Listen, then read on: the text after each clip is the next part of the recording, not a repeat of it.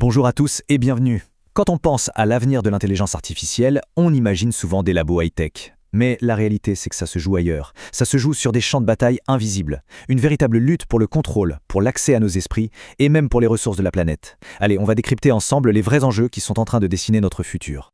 Fabien Westerheide, un investisseur dans l'IA, a dit « Nous nous trouvons entre la peur et l'euphorie ».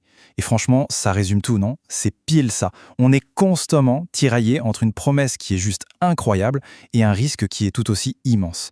Il faut bien garder cette idée en tête, cette dualité, parce que c'est vraiment le fil conducteur de tout ce qu'on va voir aujourd'hui. Alors, le premier champ de bataille, et c'est peut-être le plus important, il n'est pas technique. Oubliez le code. Non, là on parle de pouvoir. Purement et simplement, c'est une course mondiale pour savoir qui va écrire les règles du jeu. Qui va imposer ses standards pour des technologies qui, soyons clairs, vont nous transformer pour toujours. Et pour voir ça concrètement, il y a un domaine qui est juste parfait, celui des interfaces cerveau-machine, les ICM. C'est un domaine qui est en pleine explosion, et c'est là qu'on voit deux visions du monde s'affronter. La Chine et l'Europe, eh bien elles ne prennent pas du tout, mais alors pas du tout le même chemin. Regardez bien parce que ça montre vraiment deux philosophies qui s'opposent. D'un côté, on a la Chine. Eux, c'est l'approche de l'ingénieur. C'est carré, c'est structuré, top-down. On standardise tout, de la terminologie au matériel en passant par les données, chaque couche de la technologie. Et de l'autre côté, l'Europe. Là, c'est complètement différent. On commence par l'humain. Avant même de parler de technique, on se pose la question, quel cadre éthique? Quel droit? C'est une vraie bataille de vision. Ok, on a parlé géopolitique. Maintenant, on change complètement d'échelle. On passe du global à l'intime. Le deuxième grand front, eh bien, il se trouve dans un territoire bien plus personnel. C'est la dernière frontière, notre esprit. C'est là, à la croisée de l'IA et de nos pensées, que se joue une autre bataille cruciale. Là, il faut bien mesurer ce que ça implique. La neurotechnologie, ce n'est plus de la science-fiction, hein. C'est fini ça. C'est dans les labos aujourd'hui. Des machines capables de lire nos signaux cérébraux, de deviner nos émotions et même de prédire nos intentions. Ce n'est pas une vague possibilité pour le futur, c'est en train de se passer maintenant. Et voilà le dilemme, le vrai. D'un côté, on a une promesse qui est presque miraculeuse, pensez-y. Redonner la parole à quelqu'un qui ne peut plus parler ou permettre à une personne paralysée de bouger à nouveau. C'est la libération.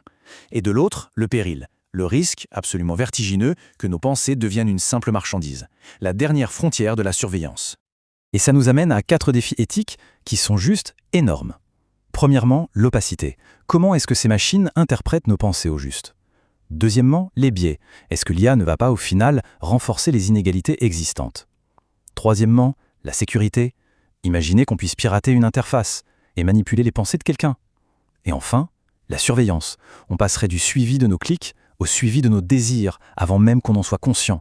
Ce sont des questions fondamentales.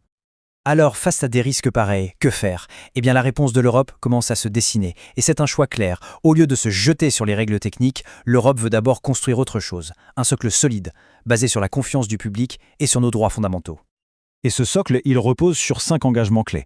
En gros, c'est comme un contrat moral. L'idée, c'est 1. Garantir que tout le monde puisse y avoir accès. 2. Protéger nos droits de base, comme la vie privée ou l'intégrité mentale. 3. Bien penser à inclure les personnes les plus vulnérables dès la conception. 4. Informer le public et ouvrir un vrai débat démocratique. Et 5. Exiger que les entreprises agissent de manière responsable. C'est vraiment mettre l'humain au centre. Bon, on a parlé des règles, de l'éthique, mais cette course effrénée à l'IA, elle a aussi un coût très très concret. Un coût humain et un coût pour la planète. Alors changeons de perspective un instant et regardons le prix qu'on est en train de payer pour ce progrès, d'abord au travail et ensuite pour notre environnement. C'est assez fascinant ce qui se passe dans le monde du travail. Il y a une sorte de révolution silencieuse. L'IA est en train de devenir une sorte de coach personnel pour les managers. Elle analyse les communications, les interactions, pour les aider à devenir plus empathiques, plus efficaces. Le leadership, qui était vu comme un art, devient soudain une compétence qu'on peut mesurer, qu'on peut coacher avec des données. Mais il y a un mais, et il est de taille. Ce progrès a un prix environnemental qui est énorme. Et souvent, on n'en parle pas. C'est ça le point crucial. Cette explosion de l'IA, ça consomme une quantité d'énergie et de ressources qui est juste colossale, et surtout insoutenable sur le long terme. Pour que ce soit bien clair, prenons un chiffre, 860 mégawatts. Juste ce chiffre. Ça, c'est la consommation prévue pour un seul nouveau data center de Google en Norvège. Un seul.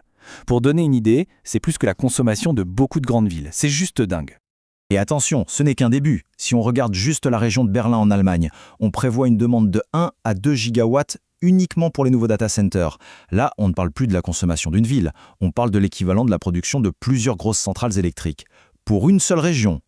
Le vrai problème, au fond, c'est que cette courbe est exponentielle. Ça veut dire quoi?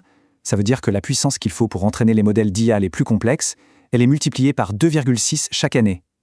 C'est une croissance explosive qui met une pression absolument folle sur nos réseaux d'énergie partout dans le monde.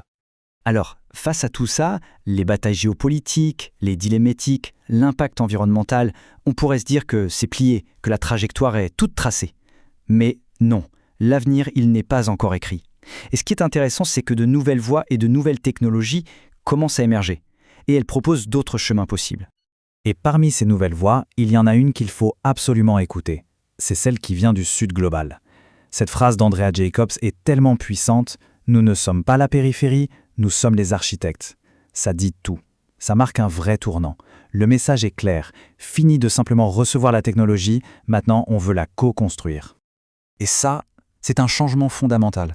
Ça veut dire que l'avenir de l'IA, il ne se décidera plus seulement à San Francisco ou à Pékin.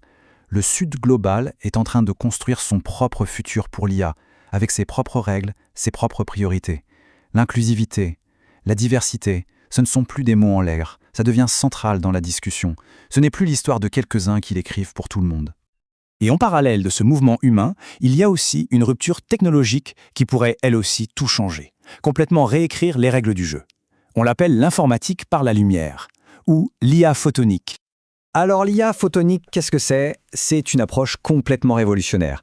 Au lieu d'utiliser des électrons pour les calculs, comme on le fait depuis toujours, on utilise des particules de lumière, des photons. Et la promesse, elle est double. Une vitesse de calcul démultipliée et surtout une consommation d'énergie et une chaleur qui sont radicalement réduites.